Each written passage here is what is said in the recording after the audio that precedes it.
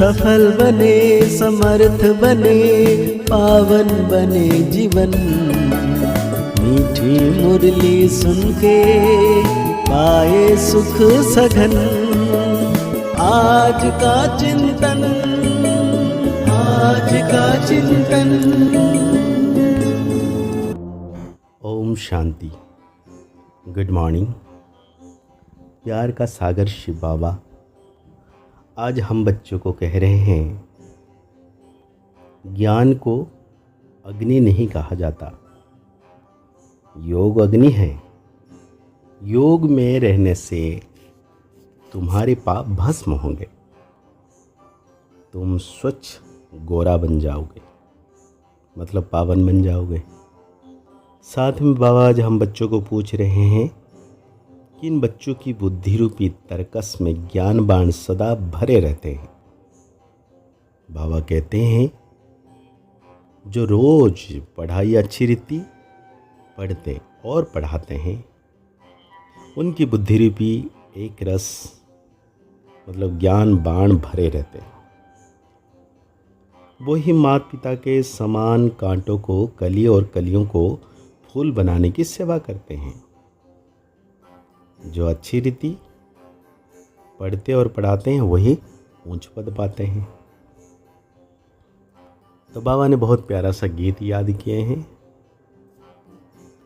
कौन आया मेरे मन के द्वारे, पायल की झनकार लिए। कौन आया मेरे मन के द्वारे। भगवत ने बच्चों को ओम शांति का अर्थ तो समझाया हुआ है। ओम माना अहम आत्मा। अहम आत्मा कहती है मेरा स्वधर्म शांति है। तो जितना हम शांति में रहेंगे, अपने स्वधर्म में रहेंगे, उतना हम आगे बढ़ेंगे। क्योंकि स्वधर्म को जब हम प्राप्त करते हैं तो परमात्मा की शक्ति को ग्रहण करते हैं।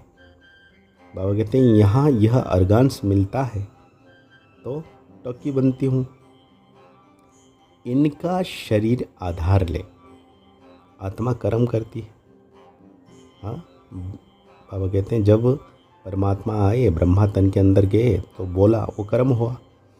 तो बाबा कहते हैं, शरीर लेने के बाद ही आत्मा कर्म कर सकती है। आत्मा कहती है, ये कौन है, कहाँ से आया है। उनको हम याद करते हैं, फिर घड़ी घड़ी भूल जाते हैं, क्योंकि इस बाप की याद में कभी बैठे ही नहीं है। और सत्संग में तो सामने सन्यासी विद्वान आदि बैठे होते हैं। भक्ति मार्ग में जो हमने किया, वो वेद, उपनिषद, हाँ, रामायण आदि सुनाएंगे। आत्मा की बुद्धि में शास्त्र ही याद रहता है। गुरु को देखने लग जाते हैं। यहाँ तो तुम जानते हो, परम पिता परमात्मा आते हैं। वो भी आत्मा, परंतु वो सुप्रीम आत्मा जो आकर इनमें प्रवेश करते हैं। किनमें? ब्रह्मा तन में। तो बाबा कहते हैं, अब तुम बच्चों की दिल में बाप की याद आई है। ऐसे नहीं तुम्हारे में बाप ने प्रवेश किया है, नहीं, बाप को पहचान लिया है। जो बाबा ने हम बच्चों को ज्ञान दिया कि बाबा को हमने पहचान लिया, मैं एक आत्मा हूँ, मेरे पिता परमात्मा है। कहते हैं, ये ख्याल सारा भारत पर बना हुआ है। भारत हीरे जैसा था, अंत में फिर भारत कौड़ी जैसा बनता है। भारत में हीरे जवाहरों की महल बनते हैं। सोमनाथ के मंदिर कितनी मिल्कियत थी। भारत जैसा सल्वेंट और कोई धर्म नहीं हो सकते। भारतवासी महान सुखी थे। तुम बच्चों को अब याद आई है, 5000 वर्ष की बात है, अथवा आज से 3000 वर्ष पहले तुम भारतवासी कितने साहूकार थे। अब बिल्कुल इनसॉल्वेंट है। तुम श्री श्री शिव बाबा की मत पर चलने से स्वर्ग के श्रेष्ठ देवी देवता बनेंगे। यहाँ तुम आए हो मनुष्य से देवता बनने। एक ओंकार सतनाम करता पुरुष, यह महिमा सारी उसकी है। बाबा कहते हैं उनको कभी काल नहीं खाता। तुम जानते हो ये कोई गुरु गोसाई नहीं है, ये तो परम धाम में रहने वाला परम प्रिय बाबा है। कहते हैं जब धर्म ग्लानि हो जाती है, भारतवासी धर्म भ्रष्ट कर्म भ्रष्ट बन जाते हैं, तब मैं आता हूँ। यह भी ड्रामा का खेल है। बाबा कहते हैं यह भी पहले नहीं जानते थे, अब जानते हैं। इनके बहुत जन्मों के अंत का जन्म है। सब बातों का अनुभव भी है। कौन? ब्रह्मा बा। जरूर अनुभवी तन चाहिए ना भाई। इतने सारे ज्ञान देने के लिए अनुभवी तन नहीं होगा तो कैसे होगा? बाबा कहते हैं श्री कृष्ण को थोड़ी ही गुरु गोसाई करने पड़ते हैं। ये भूल भुलैया का खेल है, अपनी कल्पनाएं बेट बनाई है। तुम ब्राह्मण कुलभूषण ऊंच हो, तुम हो ईश्वरीय संतान। यहाँ तुम यज्ञ की सच्ची सच्ची सेवा करते हो। वास्तव में तुम हो रूहानी सोशल वर्कर, वो है जिस्मानी। तो बाबा कहते हैं रूहों को मैं पढ़ाता हूँ। किसको पढ़ाता हूँ? रूहों को पढ़ाता हूँ। आत्मा सुनती है, आत्मा कहती है मुझे बारिस्टर बनना है। अभी आत्मा कहती है हम सो नर से नारायण बन रहा हूँ। बाबा बनाते हैं, वो बेहद का बाबा, सबका बाबा। वो हमको राजयोग सिखलाते हैं। वो है निराकार। ब्रह्मा विष्णु शंकर को भगवान नहीं कहेंगे, वो तो देवताएं हैं। ब्रह्मा देवताय नमः कहा जाता है।